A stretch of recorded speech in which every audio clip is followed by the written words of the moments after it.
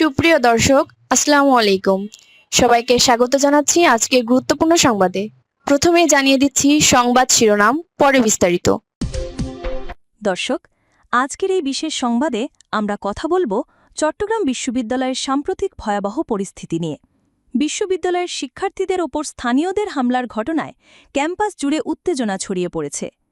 3 দিক থেকে শিক্ষার্থীদের অবরুদ্ধ করে রাখার ঘটনায় আতঙ্ক, ক্ষোভ এবং ক্ষতিগ্রস্তদের পরিবারের আহাজারি পুরো চট্টগ্রাম বিশ্ববিদ্যালয় এলাকায় ছড়িয়ে পড়েছে। সর্বশেষ খবর অনুযায়ী এ ঘটনায় কমপক্ষে 30 জন শিক্ষার্থী আহত হয়েছেন। এখন প্রশ্ন উঠছে, কেন এমন পরিস্থিতি তৈরি হল, কারা এই ঘটনার পেছনে, আর শিক্ষার্থীদের নিরাপত্তা নিয়ে প্রশাসনের ভূমিকা কতটা কার্যকর। পুরো ঘটনা বিশ্লেষণ করব ধাপে ধাপে, তাই ভিডিওটি শেষ পর্যন্ত দেখুন, কারণ আপনি না দেখলে এই ঘটনার আসল চিত্র এবং এর ভেতরের অন্ধকার দিকগুলো আপনার অজানা থেকে যাবে। চট্টগ্রাম বিশ্ববিদ্যালয় দেশের অন্যতম বৃহৎ আবাসিক শিক্ষা প্রতিষ্ঠান। এখানে প্রায় 25,000 শিক্ষার্থী প্রতিদিন পড়াশোনা, রাজনীতি ও সাংস্কৃতিক কর্মকাণ্ডে ব্যস্ত থাকেন। কিন্তু শান্তিপূর্ণ এই শিক্ষাঙ্গন কয়েক ঘণ্টার মধ্যেই রণক্ষেত্রে পরিণত হয়েছে। গতকাল দুপুরের পর হঠাৎ করে স্থানীয় কিছু গ্রুপ বিশ্ববিদ্যালয়ের প্রবেশপথ এবং আবাসিক এলাকার চারপাশে জড়ো হয়। প্রত্যক্ষদর্শীরা জানিয়েছেন, তারা প্রথমে শিক্ষার্থীদের সঙ্গে মৌখিক বাকবিতণ্ডায় জড়ায়, এরপর পরিস্থিতি দ্রুত সংঘর্ষে রূপ নেয়। সবচেয়ে ভয়াবহ মুহূর্ত তৈরি হয় যখন স্থানীয়রা 3 দিক থেকে শিক্ষার্থীদের ঘিরে ধরে। মূল গেট, শাটোলা এবং শাহ আমানত হল সংলগ্ন এলাকা দিয়ে তারা একযোগে বিশ্ববিদ্যালয় ক্যাম্পাসে প্রবেশের চেষ্টা করে। এই সময় শিক্ষার্থীরা নিজেদের রক্ষায় ব্যারিকেড তৈরি করে প্রতিরোধ গড়ে তোলে। কিন্তু লাঠি, রড এবং দেশীয় অস্ত্রশস্ত্রে সজ্জিত স্থানীয়রা শিক্ষার্থীদের ওপর অতর্কিত হামলা চালায়। এতে মুহূর্তেই ক্যাম্পাসের বিভিন্ন এলাকায় আতঙ্ক ছড়িয়ে পড়ে। বিশ্ববিদ্যালয়ের মেডিকেল সেন্টার সূত্রে জানা গেছে, এই ঘটনায় অন্তত 30 জন শিক্ষার্থী আহত হয়েছেন। এদের মধ্যে কয়েকজনের অবস্থা গুরুতর হওয়ায় চট্টগ্রাম মেডিকেল কলেজ হাসপাতালে পাঠানো হয়েছে। একজন প্রত্যক্ষদর্শী আহত শিক্ষার্থী জানালেন, আমরা শুধু আমাদের ক্যাম্পাস রক্ষা করতে চেয়েছিলাম, কিন্তু হঠাৎ করে তারা 3 দিক থেকে এসে আমাদের মারধর শুরু করে। আমি মাথায় আঘাত পেয়েছি। আমার কয়েকজন বন্ধু এখনও হাসপাতালে চিকিৎসাধীন আছেন। আহতদের মধ্যে অধিকাংশই আবাসিক ছাত্র। কয়েকজন ছাত্রীও আতঙ্কে পড়ে শারীরিকভাবে অসুস্থ হয়ে পড়েছেন। প্রশ্ন উঠছে, কেন স্থানীয়রা শিক্ষার্থীদের ওপর এমন হামলা চালালো? তদন্তে জানা গেছে, বিশ্ববিদ্যালয়ের পরিবহন, জমি, ব্যবসা এবং রাজনৈতিক আধিপত্যকে কেন্দ্র করে দীর্ঘদিন ধরে স্থানীয় প্রভাবশালী মহলের সঙ্গে শিক্ষার্থীদের মধ্যে বিরোধ চলছে। একজন শিক্ষক নাম প্রকাশ না করার শর্তে বলেন, এটা নতুন কিছু নয়। বিশ্ববিদ্যালয়কে কেন্দ্র করে স্থানীয় একটি প্রভাবশালী গোষ্ঠী সবসময় আধিপত্য বিস্তার করতে চায়। শিক্ষার্থীরা যখন তাদের অন্যায় কর্মকাণ্ডের প্রতিবাদ করে, তখনই এ ধরনের হামলা হয়। তবে স্থানীয়রা অভিযোগ করেছেন, শিক্ষার্থীরাও অনেক সময় ক্যাম্পাসের বাইরে গিয়ে অপ্রয়োজনীয় সংঘর্ষে জড়িয়ে পড়ে, আর এর জের ধরেই এই সহিংসতা ছড়িয়ে পড়ে। এই ঘটনার পর শিক্ষার্থীদের মধ্যে তীব্র ক্ষোভ ছড়িয়ে পড়েছে বিশ্ববিদ্যালয় প্রশাসনের প্রতি।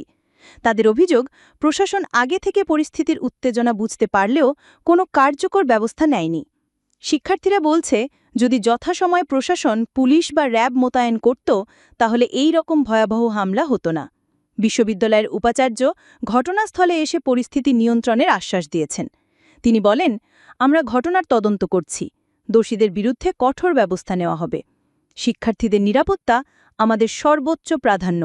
কিন্তু শিক্ষার্থীরা মনে করছেন, শুধু কথায় নয়, বাস্তবে শক্ত পদক্ষেপ প্রয়োজন। ঘটনার পরপরই ক্যাম্পাসে হাজারো শিক্ষার্থী বিক্ষোভ মিছিল বের করেন। তারা স্লোগান দেন, আমাদের রক্তের দামে ক্যাম্পাস রক্ষা করব, শিক্ষাঙ্গনে সন্ত্রাসী করবে না। একজন শিক্ষার্থী বলেন, আমরা এখানে পড়তে এসেছি, মার খেতে নয়। স্থানীয় সন্ত্রাসীরা আমাদের উপর হামলা চালাবে আর প্রশাসন চুপ করে থাকবে, এটা আমরা মেনে নেব না। অন্যদিকে আবাসিক ছাত্রীরা জানিয়েছেন, তারা এখন ভীত। রাতে হলগুলোতে আতঙ্কের পরিবেশ বিরাজ করছে। বিশ্লেষকরা মনে করছেন, এই ঘটনার পেছনে রাজনৈতিক প্রভাবও রয়েছে। দীর্ঘদিন ধরে চট্টগ্রাম বিশ্ববিদ্যালয় ছাত্র রাজনীতির জন্য আলোচিত সমালোচিত হয়ে আসছে। স্থানীয় রাজনৈতিক নেতাদের সঙ্গে ছাত্র সংগঠনের একটি যোগসূত্র থাকায় প্রতিবার এমন ঘটনা ঘটলে শিক্ষার্থীরাই সবচেয়ে বেশি ক্ষতিগ্রস্ত হয়। রাজনৈতিক বিশ্লেষক ড. মিজানুর রহমান বলেছেন, শিক্ষাঙ্গনে রাজনীতি থাকবে, এটা স্বাভাবিক, কিন্তু যখন স্থানীয় স্বার্থবাদী গোষ্ঠী ছাত্রদের ব্যবহার করে নিজেদের আধিপত্য বিস্তার করে, তখনই এমন রক্তক্ষয়ী সংঘর্ষ ঘটে। বর্তমান পরিস্থিতিতে সাধারণ শিক্ষার্থীরা সবচেয়ে বেশি আতঙ্কে রয়েছেন। তারা ভাবছেন আগামীতে কিভাবে ক্লাস, পরীক্ষা এবং হল জীবন স্বাভাবিক হবে। একজন ছাত্রী কান্নাজড়িত কণ্ঠে বললেন, আমাদের বাবা মা প্রতিদিন ফোন করে খোঁজ নিচ্ছেন। আমরা পড়াশোনা করতে এসেছি, কিন্তু প্রতিদিন ভয় নিয়ে বাঁচতে হচ্ছে। এটা কোনোভাবেই মেনে নেওয়া যায় না। ঘটনাটি সামাজিক যোগাযোগ মাধ্যমে ব্যাপক আলোচনার জন্ম দিয়েছে। ফেসবুক, টুইটার সহ বিভিন্ন প্ল্যাটফর্মে শিক্ষার্থীরা নিজেদের অভিজ্ঞতা শেয়ার করছেন।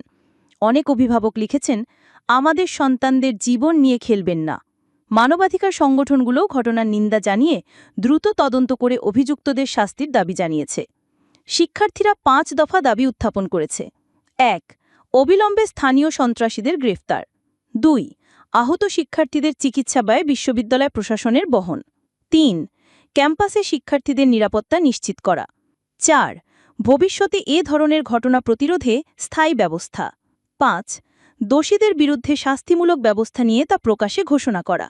দর্শক, চট্টগ্রাম বিশ্ববিদ্যালয়ের এই ঘটনা আমাদের চোখে আঙুল দিয়ে দেখিয়ে দিল যে দেশের সর্বোচ্চ বিদ্যাপীঠগুলো কতটা অনিরাপদ হয়ে উঠেছে।